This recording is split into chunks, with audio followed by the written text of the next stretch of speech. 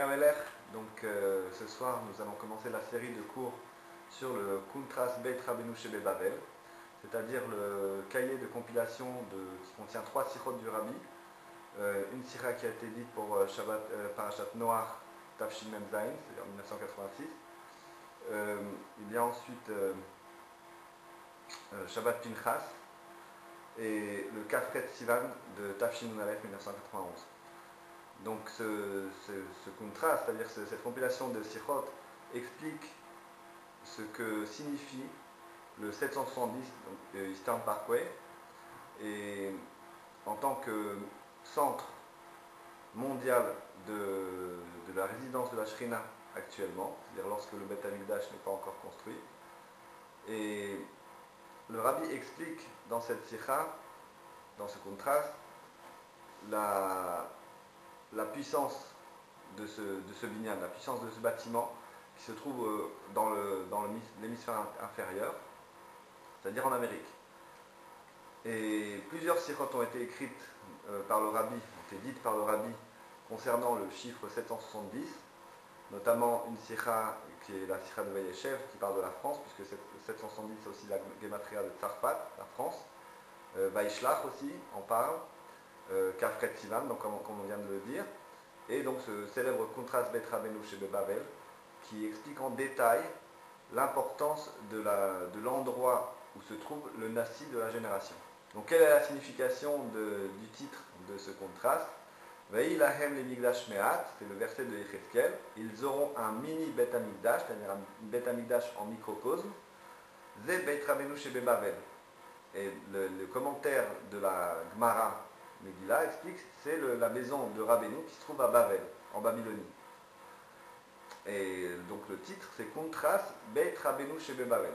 Kuntras Migdash Me'at, c'est-à-dire le mini Beit Amikdash. En fait, c'est ça que résume le titre de ce contraste.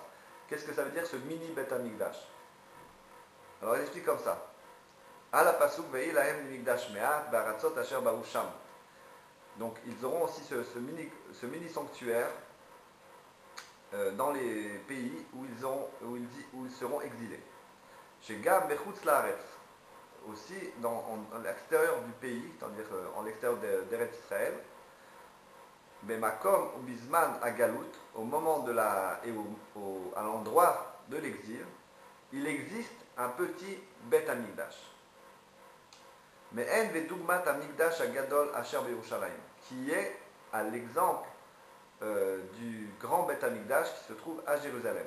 Donc le Rabbi poursuit Ita Bagmara. Donc il est expliqué dans la Gemara. Amar Rabbi Yitzchak Elu Bate Knesiot ou Bate Midrashot Shebe Bavel. Et Rabbi Eliezer Amar Ze Beit Rabbeinu Shebe Bavel. La Gemara explique, la Gemara Megillah 29 Aleph explique qu'il y a une divergence d'opinion entre Rabbi Yitzchak et Rabbi Eliezer. Rabbi Yitzchak, il explique que c'est quoi cette résidence secondaire, comme on a expliqué, entre guillemets, ce sont les synagogues et les maisons d'études qui se trouvent à Bavel, c'est-à-dire en Babylonie à l'époque, puisqu'il y a eu l'exil de Babylonie, qui signifie en fait l'extérieur d'Eretz Israël, dans le contexte. Et Rabbi Eliezer a dit, c'est la maison de Rabbeinu qui se trouve à Bavel, c'est-à-dire la maison de notre Rav, de notre maître, qui se trouve à Bavel. Le Rabbi explique, Veyesh lomar, chez Rabbi Yitzchak et Rabbi Eliezer l'obligé. Il dit qu'il faut souligner que Rabbi Yitzchak et Rabbi Eliezer ne sont pas ici en contradiction. Pourquoi? Chez Gam, les dates Rabbi Eliezer Nikreim, Kol Bate Knesiot ou Bate Midrashot Shebe Bavel.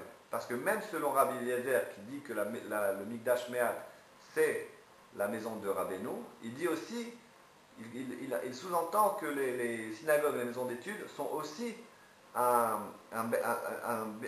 résidence secondaire. Mais Gam, les dates Rabbi Yitzchak, Ikar, Veshlemut, Aïnyan, de Migdash Me'at ou Bebet Rabbeinu. C'est-à-dire que même Rabbi Yitzchak qui explique que ce sont les synagogues et les maisons d'études, lui aussi il pense que c'est la maison de Rabbeinu qui se trouve à Bavel. Donc les deux sont en harmonie. À toi, Rabbeinu. Qu'est-ce que ça veut dire le mot Rabbeinu? Ou Al-Shem Shemelamed Torah le Talmidim. Rabbeinu en général ça veut dire notre maître. quand on dit Moshe Rabbeinu, on veut dire Moshe le maître de tous les juifs, qui enseigne la Torah à tous les juifs. Donc Rabbeinu, ça veut dire qui enseigne à tout le monde. Mais qu'est-ce qu'il enseigne? Il enseigne la Torah à des élèves, c'est ça sa fonction, c'est que c'est le Rav de tout le monde. Mais Beit Rabbeinu, la maison de Rabbeinu, la maison de notre maître, la maison où il enseigne la Torah à ses élèves, c'est donc une maison d'études, un Beit Midrash, maison d'études. Ou Bemila Are Ugam Beit Knesset. Et puisqu'il il est une maison d'études, c'est aussi une maison de prière. Puisqu'il faut savoir que là où on étudie, c'est là qu'on prie en général.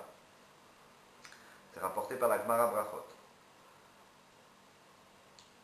Kevan she'alimud ve'atfila tzarich להיות בבית אחד, כהמשך הסוגיה, וגרסינה בבית כניסתא.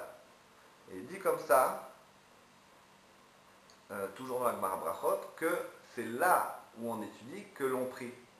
Et il y a une autre version qui dit, c'est la Gal Tabar qui dit, là où on prie, là où on étudie, c'est là qu'on prie aussi. L'inverse est possible aussi. Donc là on est dans la deuxième colonne de la première page. ומעלת יתרה בבית הכנסת ובית המדרש שבבית רבנו לגבי שערי בתי כנסיות ובתי מדרשות כדרשת חז"ל, מאי דכתיב. Alors il va expliquer là maintenant le fait que la maison de Rabbeinu soit aussi une synagogue et aussi une maison d'études par rapport aux autres synagogues et maisons d'études qui sont aussi des maisons d'études, mais ce n'est pas la maison d'études. Quelle est la différence entre les deux?